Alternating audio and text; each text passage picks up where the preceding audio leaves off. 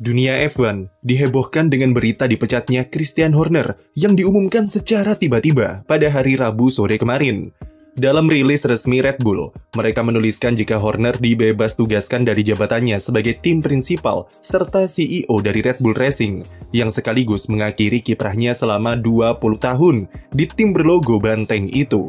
Selama 2 dekade tersebut, Horner telah menjadi simbol dari bagaimana dia membangun sebuah tim F1 dari yang semula hanya dianggap sebagai tim hura-hura sampai menjadi tim besar yang ikonik serta disegani dengan gelar juara.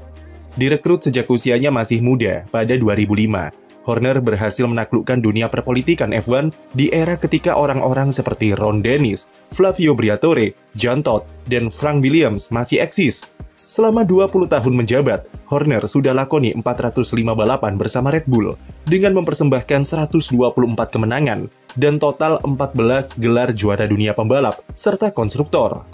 Itu menjadikan Horner sebagai salah satu tim prinsipal paling sukses di F1 dan dengan masa jabatan yang lama. Sayangnya kiprah legendaris ini harus tamat lebih cepat dan harus berakhir dengan cara yang kurang elok jika melihat prestasi yang ia persembahkan dalam 2 dekade. Rumor soal pemecatan Horner sudah merebak dalam 2 bulan terakhir dengan performa Red Bull yang amburadul di sepanjang musim 2025.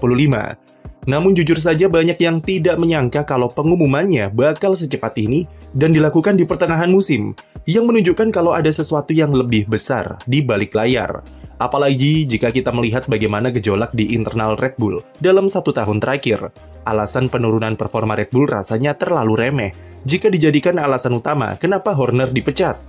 Itu karena seburuk-buruknya Red Bull musim ini, mereka masih bisa cetak 2 kemenangan dan 4 pole position. Memang capaian itu salah satu faktornya adalah keberadaan Max Verstappen dengan skill anomalinya. Namun secara operasional tim, Red Bull masih menunjukkan kalau mereka tim yang layak diperhitungkan di papan atas. Jelas ada sesuatu yang lebih besar di balik layar dalam keputusan pemecatan Horner yang dilakukan di pertengahan musim. Dipecatnya Horner dari Red Bull bisa dibilang merupakan akumulasi dari semua gejolak internal yang dialami dalam 1 tahun terakhir. Kita tarik ke belakang, semua bermula dari meninggalnya pendiri perusahaan Red Bull, Dietrich Mateschitz, yang berujung pada konflik adu power di dalam lingkungan tim Red Bull Racing.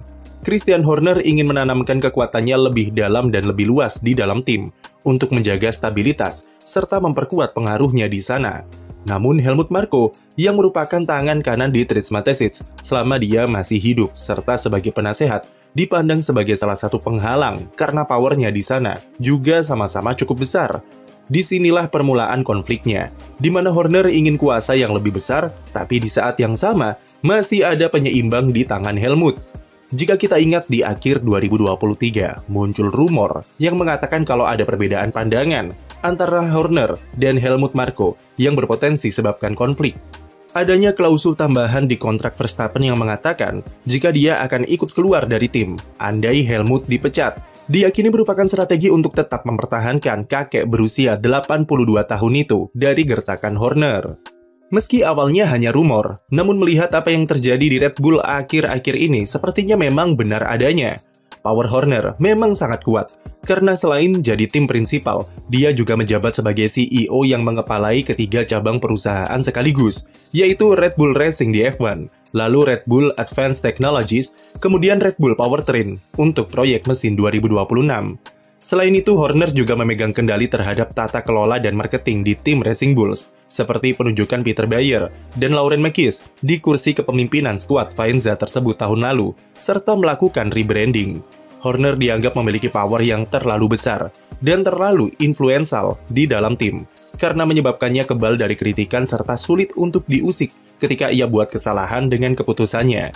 Tapi ini adalah bagian dari caranya dalam memanajemen tim selama 20 tahun. Semenjak dulu, Horner memang menyukai kontrol penuh terhadap apapun yang ia pimpin di Red Bull, dengan struktur solid yang ia buat di bawahnya. Dan inilah kunci mereka bisa bertransformasi jadi seperti sekarang. Horner tidak menyukai model korporasi dengan intervensi-intervensi dari direksi perusahaan induk. Dan inilah nilai warisan dari Dietrich Mateschitz yang mempercayakan semua urusan tim F1 kepada ahlinya. Tapi situasi berubah dalam setahun terakhir, terutama semenjak skandal pelecehan Horner merebak di awal 2024. Walaupun hasil investigasi Red Bull menyatakan Horner tak bersalah dan lolos dari konsekuensi, namun seperti yang dulu kami bahas, investigasinya janggal karena tidak transparan serta berbau politis. Ada keyakinan besar kalau kasus pelecehan tersebut memang ditutup-tutupi sejak awal, dan dengan kuasa Horner yang besar di Red Bull, hal itu sangat mungkin terjadi karena banyaknya bukti yang tersebar.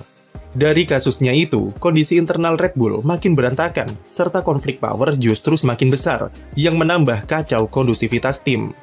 Red Bull terpecah menjadi dua fraksi, yaitu kubu Horner dan kubu Austria yang diisi oleh Oliver Minzlaff, selaku CEO Red Bull pusat di bidang olahraga, lalu Helmut Marko serta kubu Verstappen yang loyal kepadanya. Kubu Austria sudah mendesak dan berusaha untuk membuang, atau setidaknya mengurangi power Horner di dalam tim. Paling vokal tentu adalah Jos Verstappen, yang berulang kali panas di media soal perilaku Christian Horner, yang menurutnya keras kepala dan secara perlahan akan menempatkan tim ke dalam krisis. Perpecahan ini berujung pada keluarnya sosok-sosok penting, seperti Adrian Newey, yang merupakan otak di balik setiap desain mobil penghasil gelar juara dunia bagi Red Bull. Lalu disusul oleh Jonathan Whitley, yang menjamin operasional tim berjalan klinis, sampai Will Courtney, kepala strategi yang malah pindah ke McLaren. Bahkan sebelumnya mereka sudah kehilangan Rob Marshall, yang terbukti malah membuat McLaren bisa segacor sekarang dan mengalahkan mereka setahun terakhir. Melihat kondisi tim yang makin kacau, beberapa kali kubu Austria merencanakan kudeta terhadap Horner, namun selalu menemui jalan buntu.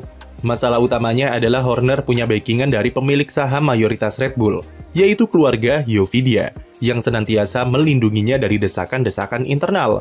Dialah yang menjaga Horner, atau singkatnya, dia tidak bisa dipecat tanpa persetujuan dari keluarga Yovidia. Namun kondisi ternyata berubah dalam beberapa bulan terakhir, terutama dengan performa Red Bull yang menurun. Dimulai dari saga pembalap, dengan dibatalkannya kontrak Sergio Perez, yang membuatnya angkat kaki dari tim dengan sejumlah kompensasi yang sampai lebih dari 30 juta dolar. Masalah makin besar dengan drama pergantian Liam Lawson dan Yuki Tsunoda yang gagal, menunjukkan kalau Horner tidak belajar dari kesalahannya di masa lampau dalam mengetahui apa masalah sebenarnya di dalam tim. Tak lupa dengan fakta jika Red Bull kehilangan gelar konstruktor dari McLaren musim lalu, yang berlanjut sampai krisis yang dialami musim ini, di mana gelar juara dunia pembalap serta konstruktor sudah cukup mustahil untuk dikejar.